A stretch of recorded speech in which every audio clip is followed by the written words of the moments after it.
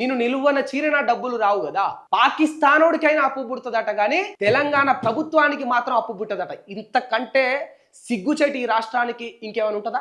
6 గ్యారెంటీలు అనుకున్నట్టు 100% అమలు చేయలేక, రైతు బంధు లేక, కేసీఆర్ కిట్ల ప్లేస్ లో రేవంత్ రెడ్డి కిట్ అని పేరు పెట్టి మరి ఏయవయ్యా రేవంత్ రెడ్డి మాకు ముఖ్యమంత్రిగా వద్దు అని చేయలేపనికి రెడీగా ఉన్నారు. అవిశ్వాస తీర్మానం కానీ ఇప్పుడు పెడితే ఆ విషయం తెలుసా మీకు? అప్పులలో ఉన్న రాష్ట్రానికి గొప్పలేదు. గాంధీ పేరు చెప్పి గాడ్సే పనులు చేస్తున్న ఒక ముఖ్యమంత్రి ఇవాళ ఈ 5,000 కోట్ల రూపాయలు మరి తల ఎక్కడైనా తాకట్టు పెట్టి తెస్తున్నాడా ముఖ్యమంత్రి గారు చెప్పాలి. గాంధీ గారు ఆయన సిద్ధాంతాలను అమలు చేయమన్నాడు తప్ప పనికి వాళ్ళ పనులు చేయమని చెప్పలే. కడుపులో రోగం పెట్టుకొని ఎవడైనా కద్దరు బట్టలు వేసుకొని హాస్పిటల్కు పోకుండా దర్జాగా తిరుగుతాడా? బట్ మన ముఖ్యమంత్రి గారు మాత్రం ఇదే చేస్తారు. మూసీ రివర్ ఫ్రంట్ డెవలప్మెంట్ అంట, అక్కడ సుందరీకరణ బ్యూటిఫికేషన్ పేరుతోటి 5,000 కోట్ల రూపాయలతోటి మహాత్మా గాంధీ విగ్రహం అనేది అక్కడ స్థాపిస్తారు. దాని నమూనా ఒకసారి మీరు ఇక్కడ చూడొచ్చు. ఇప్పుడు మీకు కొన్ని నమూనాలు నేను చూపెడతా. ఇది 500 రూపాయల నోటు. ఈడ ఉన్నదెవరు? గాంధీ తాత. ఇది 10 రూపాయల నోటు. ఈడ ఉన్నదెవరు? ఇదే గాంధీ తాత. ఇది 20 రూపాయల నోటు. ఇక్కడ ఉన్నదెవరు? గాంధీ తాత. ఈ నోట్ల మీద గాంధీ తాత ఫోటో ఆల్రెడీ ఉన్నది. దేశంలో, ప్రపంచంలో ఏ ఒక్కరికి ప్రత్యేకంగా గాంధీ గారి యొక్క పేరును చెప్పాల్సిన అవసరం లేదు. ఎందుకంటే ఆల్రెడీ మనకు రిజర్వ్ బ్యాంకు నోట్ల మీద గాంధీ తాత ఫోటో ఉండాలని ముద్రిస్తూనే ఉంది. ప్రతి నోటులో పిల్లాడి నుంచి ముసలాడి దాకా వాళ్ళు వాడే ప్రతి నోటు మీద గాంధీ తాత బొమ్మను మనం చూస్తూనే ఉంటాం. ఇప్పుడు ప్రత్యేకంగా తెలంగాణ రాష్ట్రంలో మూసీ దగ్గర బ్యూటిఫికేషన్ పేరుతో గాంధీ తాతకు అక్కడ విగ్రహాన్ని స్థాపించి గుర్తింపునివ్వాల్సినంత అవసరం గాంధీ గారికి ఉన్నదా? లేదు. విగ్రహం కోసం వీళ్ళు ఖర్చు పెడుతున్న డబ్బులు ఎన్నయా అంటే 5,000 కోట్ల రూపాయలు. ఈ బ్యూటిఫికేషన్ కు ఎంత? 5,000 కోట్ల రూపాయలు. మరి నన్ను కోసినా, నన్ను నిలువున చీరినా, నన్ను అడ్డం నరికినా కూడా నా దగ్గర పైసలు లేవన్న ముఖ్యమంత్రి గారు మరి ఇప్పుడు ఎన్ని పోట్లు ఓడుచుకొని, ఎన్ని కత్తిపోట్లు మీ గుండెల్లో దింపుకొని 5,000 కోట్లు తీసుకొచ్చిరంటారు? కోసిన డబ్బులు రావాలంటే కోసుడుకు మించింది ఇంకేదో చేస్తేనే కదా ఇప్పుడు 5,000 కోట్ల రూపాయలు వచ్చి ఉండాలి. ఏ గాంధీ తాత ఈ విగ్రహాన్ని అక్కడ స్థాపించడం కోసం, మూసీ యొక్క బ్యూటిఫికేషన్ కోసం 5,000 కోట్ల రూపాయలు ఖర్చు పెట్టడానికి సిద్ధమైన తెలంగాణ ప్రభుత్వం, నా అప్పుల్లో ఉన్న తెలంగాణ ప్రభుత్వం మరి ఇదే 5,000 కోట్ల రూపాయలతోటి ఇంకేమేం పనులు చేయాలో వీళ్ళకి కనిపిస్తలేదా? ఇప్పుడు నేను చెప్తా, మీరు వినుండ్రి. ఇదే 5,000 కోట్ల రూపాయలతోటి 2 సంవత్సరాలు 2,500 కోట్ల బకాయిలు ఫీజు రియంబర్స్మెంట్ చేయాల్సి 2 సంవత్సరాలు 2,500 కోట్లతోటి 2 టర్మ్స్ ఫీ రియంబర్స్మెంట్ ని క్లియర్ చేయొచ్చు. మొత్తం 3,24,000 అంటే ఇప్పుడున్న బంగారం రేటు ప్రకారం 1,54,000 రూపాయలు తులం బంగారానికి ఉంటే ఈ 5,000 కోట్లతోటి 3,24,600 పైచిలుకు తులం బంగారాలు కొనవచ్చు. అట్లా 3,24,000 పైచిలుకు మహిళలకు ప్రతి మహిళకు తులం బంగారం కొని ఇవ్వవచ్చు. ఇదే 5,000 కోట్ల రూపాయలతోటి మొత్తం తెలంగాణ రాష్ట్రంలో సుమారు దాదాపు 3 లక్షల మంది ఆటో డ్రైవర్లు ఉన్నారు.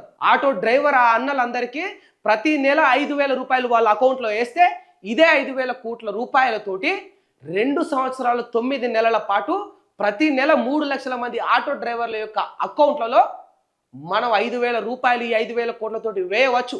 మరి అదెందుకో తీసుకోలేదు మీరు? ఆధారాన్ని ఎందుకో చూస్ చేసుకోలేదు? మీరే అన్నారు కదా, ఓపెన్గా చెప్పారు కదా, మా కాంగ్రెస్ ప్రభుత్వం వస్తే అమ్మలకు అక్కలకు అకౌంట్లలో డైరెక్ట్ 2,500 రూపాయలు వస్తాయి అని వేస్తామని అన్నారు కదా. మొత్తం నా తెలంగాణలో 2 కోట్ల మంది మహిళలు ఉన్నారు. చిన్న పెద్ద ముసలి విద్యార్థుల కానించాలి ఇంట్లో ఉంటున్న ఒంటరి మహిళల వరకు ప్రతి ఒక్కరిని లెక్క పెట్టుకుంటే 2 కోట్ల మంది ఉన్నారు. ఈ 5,000 కోట్ల రూపాయలతోటి ఒకటే నెల బట్ తెలంగాణ రాష్ట్రంలోని ప్రతి ఆడబిడ్డ అకౌంట్లలో 2,500 రూపాయలు వీళ్ళు వేయవచ్చు. There is chance. అవకాశం ఉన్నా, అవసరం ఉన్నా అక్కడ వేయలేకుండా ఇవాళ గాంధీ గారి విగ్రహం మూసి ప్రక్షాళన పేరుతోటి అక్కడ 5,000 కోట్ల రూపాయలతోటి స్థాపించాల్సిన అవసరం తెలంగాణ ప్రభుత్వానికి ఏమున్నది? నేను నిలువన చీరిన డబ్బులు రావు కదా.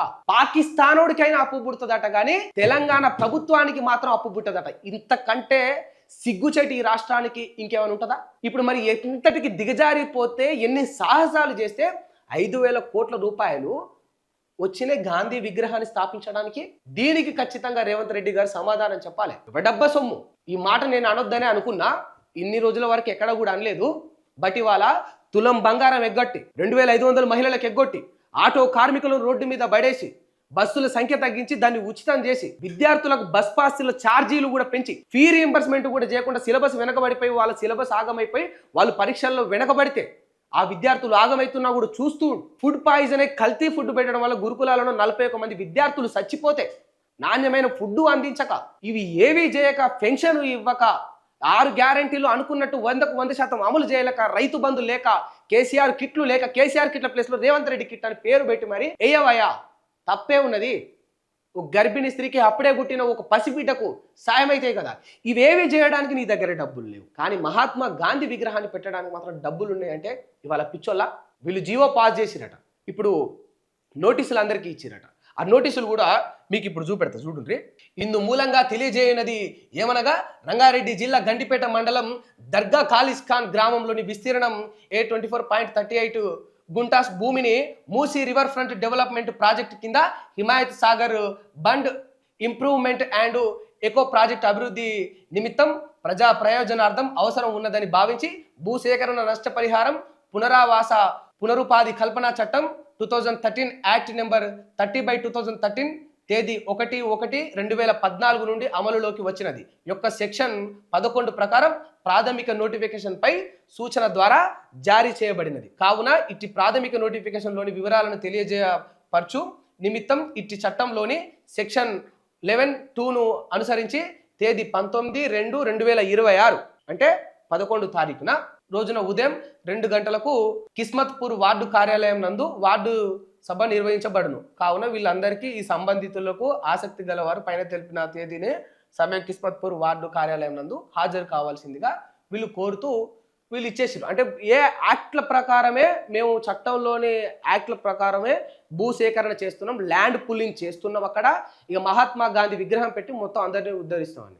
ఇప్పుడు మీరున్న రాజ్యాంగాన్ని ప్రకారమే మీరు, అంటే ఈ యాక్ట్ల ప్రకారమే మీరు ముందుకు పోతే, ఎస్ మేము కూడా యాక్ట్లను, మేము కూడా రాజ్యాంగాన్ని మాట్లాడతాం. మేము కూడా ఇదే అసెంబ్లీలో అవిశ్వాస తీర్మానం పెడితే మీ గెలిచిన 60కి పైగా, ఇప్పుడు మీరు ఏదైతే కాంగ్రెస్ ఎమ్మెల్యేలు ఉన్నారో 30కి 30 మంది రేవంత్ రెడ్డి మాకు ముఖ్యమంత్రిగా వద్దు అని చేయలేపనికి రెడీగా ఉన్నారు. అవిశ్వాస తీర్మానం కానీ ఇప్పుడు పెడితే, ఆ విషయం తెలుసా మీకు? వాళ్ళు రెడీగా ఉన్నారు వాళ్ళందరూ కూడా.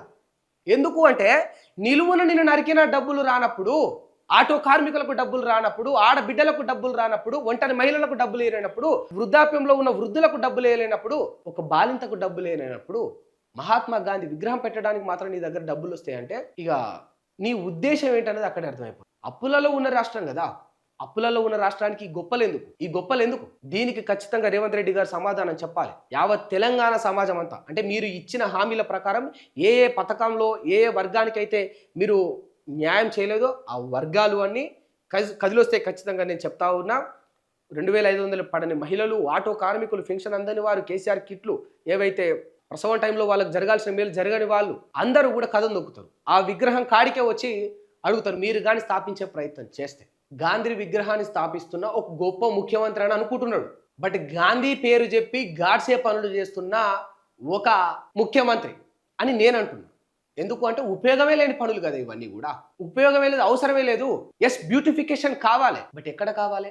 మూసీ కంటే కూడా మొదలు మా బతుకుల్లో బ్యూటిఫికేషన్ కావాలి, సుందరీకరణ జరగాలి. ఎక్కడ జరగాలి? రివర్ ఫ్రంట్ల కంటే ముందు పూరి గుడిసెల్లో జరగాలి సుందరీకరణ. అక్కడ జరిగితే కదా సుందరీకరణ, అక్కడ జరిగితే కదా మేలు.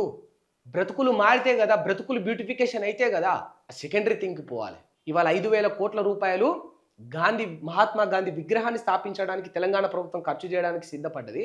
అదే 5,000 కోట్లతోటి ఫీజు రియంబర్స్మెంట్ చేయొచ్చు. అదే 5,000 కోట్ల రూపాయలతోటి తులం బంగారం, 154,000 రూపాయలకు తులం బంగారాన్ని కుంటే 3,24,000 పైచిలుకు తులాలను ఆ తులం బంగారం కొనవచ్చు. అన్ని తులం బంగారాలను కొని 3,24,000 మంది మహిళలకు తులం బంగారం వాళ్ళ ఇంటికి పంపవచ్చు.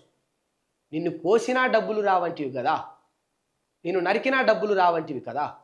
ఇవాళ ఈ 5,000 కోట్ల రూపాయలు మరి తల ఎక్కడైనా తాకట్టు పెట్టి తెస్తున్నాడా ముఖ్యమంత్రి గారు చెప్పాలి. ఎందుకంటే అప్పటికి పోతే దొంగను చూసినట్టు చూస్తున్నాను ముఖ్యమంత్రి గారు అన్నారు కదా. పాకిస్తానోడికైనా అప్పు పుడుతుంది కానీ తెలంగాణ ప్రభుత్వానికి అప్పు పుట్టలేదు అన్నాడు కదా. మా ఆడబిడ్డలకు సాయం చేసే కాడ నీకు అప్పు పుట్టదు, ఆటో కార్మికులను ఆదుకునే కాడ నీకు అప్పు పుట్టదు.